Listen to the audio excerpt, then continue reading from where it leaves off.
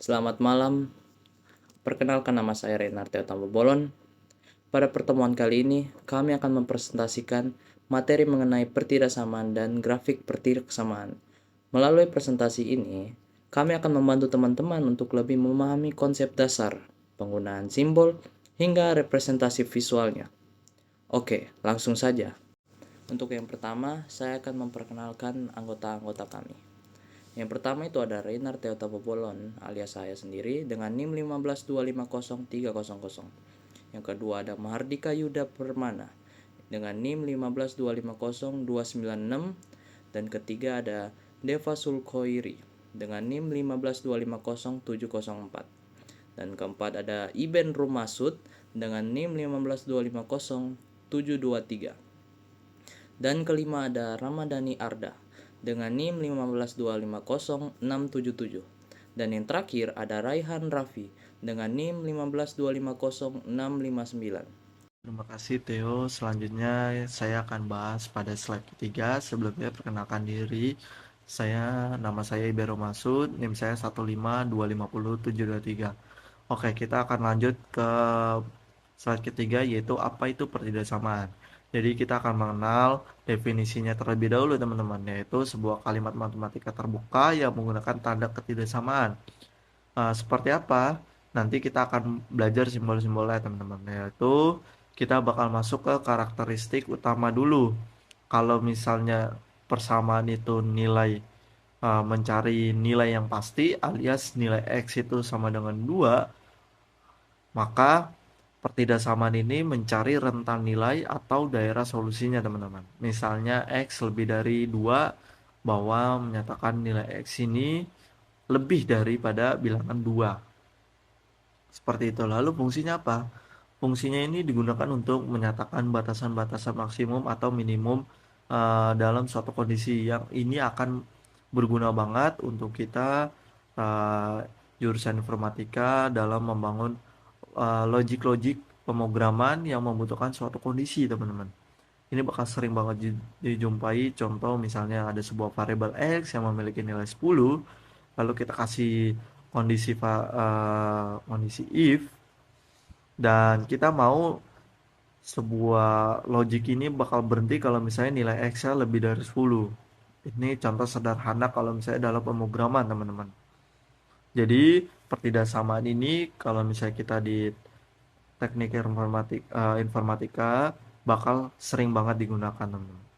Oke, selanjutnya ke slide keempat, yaitu mengenal simbol-simbol pertidaksamaan. Jadi pertidaksamaan ini memiliki 4 simbol, teman-teman.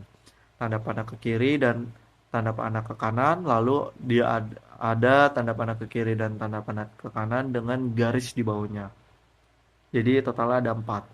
Kita mulai dari atas dulu, yaitu tanda panah ke kiri alias kurang dari. Nah, kalau misalnya kita ambil patokannya semua nilai variabelnya X yang letakkan di sebelah kiri, maka kalau kita menggunakan tanda panah ke kiri, nilai X tersebut itu lebih kecil dibanding nilai yang sebelah kanannya, teman-teman. Selanjutnya tanda panah ke kanan, yaitu nilai X sudah pasti lebih besar dibanding angka di kanannya, teman-teman. Lalu di sini ada suatu simbol unik, yaitu tanda panah ke kiri dan tanda panah ke kanan yang diadain garis di bawahnya. Itu artinya adalah kurang dari atau sama dengan, dan lebih dari atau sama dengan, teman-teman. Jadi ini kepake misalnya kalau kita masih tetap pakai logika yang sama seperti sebelumnya, teman-teman, yaitu tanda X selalu sebelah kiri. Jika kita menggunakan variabel X kurang dari sama dengan 5, maka nilai X ini bisa aja 1, 2, 3, 4, ataupun 5 dibandingkan dengan pakai tanda panah ke kiri doang, teman-teman, atau kurang dari. Kalau misalnya pakai tanda panah kiri doang, nilai X itu bisa aja hanya 1, 2, 3, dan 4. 5 tidak bisa, teman-teman, karena dia itu udah masuk nilai yang lebih besar. Kecuali kalau misalnya kita pakai simbol ada sama dengannya, teman-teman. Selebihnya yaitu lebih dari atau sama dengan masih sama, cuman versi ini nilai X ini harus lebih besar dibanding nilai kanannya ataupun menyentuh sama dengan. Kalau misalnya yang tanda panah kanan aja tanpa sama dengan, itu nilai X harus lebih besar terus. Nyentuh sama aja dia nggak boleh, teman-teman. Jadi seperti itu simbol-simbol pertidaksamaan selanjutnya akan dibahas oleh teman saya, teman-teman. Oke, selanjutnya di sini ada jenis pertidaksamaan linear. Yang pertama itu ada satu variabel atau PTLSV hanya punya satu variabel berpangkat satu. Contohnya ada AX plus B kurang dari C. Misal 2X plus 4 kurang dari 10. Yang kedua ada dua variabel atau PTLDV. Punya dua variabel berpangkat satu. Biasanya S kali S dan SYS. Contohnya AX plus BY lebih besar dari C. Misal 3X plus 2Y lebih besar sama dengan dari 6. Catatan jenis ini yang paling sering digambar grafiknya. Oke, selanjutnya ada aturan dasar grafik pertidaksamaan. Yang pertama itu ada garis putus-putus.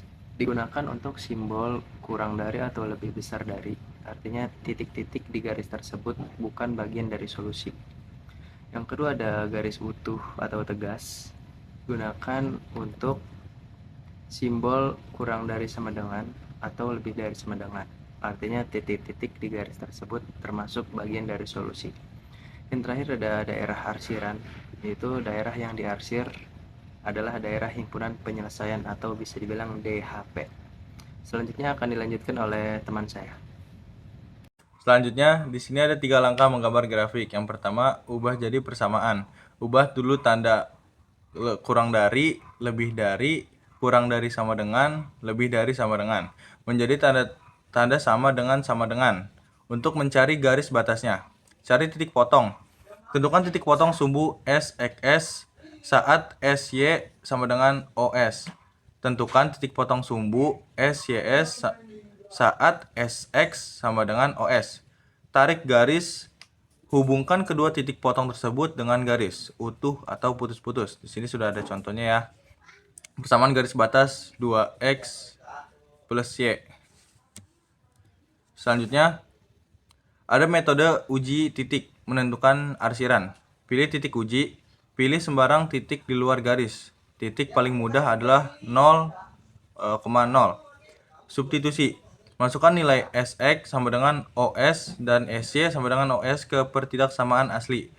Logika arsiran. Jika hasilnya benar, arsir daerah yang memuat titik 0,0. Jika hasilnya salah, arsir daerah seberangnya yang tidak memuat 0,0. Selanjutnya akan dijelaskan oleh teman saya. Baik, terima kasih Rehan atas presentasinya. Nama saya adalah Mahardika. Pada contoh soal ini, kita diminta menggambar grafik dari pertidaksamaan. Langkah pertama adalah mencari titik potong dengan sumbu X dan sumbu Y. Jika X sama dengan 0, maka diperoleh Y sama dengan 4, sehingga titik potongnya adalah 0,4. Kemudian, jika Y sama dengan 0, maka diperoleh X sama dengan 2, sehingga titik potongnya adalah 2,0. Selanjutnya, kita hubungkan kedua titik tersebut dengan sebuah garis lurus. Karena tandanya adalah kurang dari atau sama dengan, maka garis yang digambar merupakan garis utuh atau garis penuh.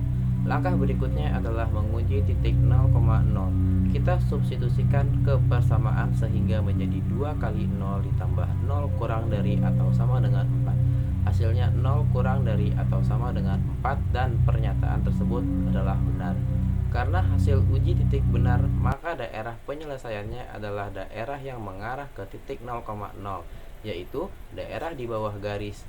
Itulah grafik dari pertidaksamaan. Sekian, terima kasih. Oke, perkenalkan nama saya Ramadan Yardan, NIM 15250677. Di sini saya akan menerapkan slide 11 yang berjudul penerapan dalam kehidupan nyata. Pertidaksamaan memiliki banyak manfaat dalam kehidupan sehari-hari. Contohnya, 1. Di bidang ekonomi untuk memerlukan batas anggaran. 2. Di bidang industri untuk mengoptimalkan produksi dengan keterbatasan bahan baku. Dan 3. Di bidang kesehatan untuk menentukan batas aman konsumsi kalori maupun dosis obat. Jadi, Pertidaksamaan bukan hanya dipelajari di sekolah, tetapi juga digunakan dalam berbagai bidang pekerjaan lain dan juga di kehidupan nyata. Next slide. Oke, demikian presentasi dari kelompok 1 mengenai pertidaksamaan dan grafiknya. Semoga penjelasan dari kami dapat dipahami dengan baik. Sebelum kami tutup, apakah ada pertanyaan dan tanggapan dari teman-teman? Jika tidak ada, kita akan mengakhiri sesi ini. Terima kasih.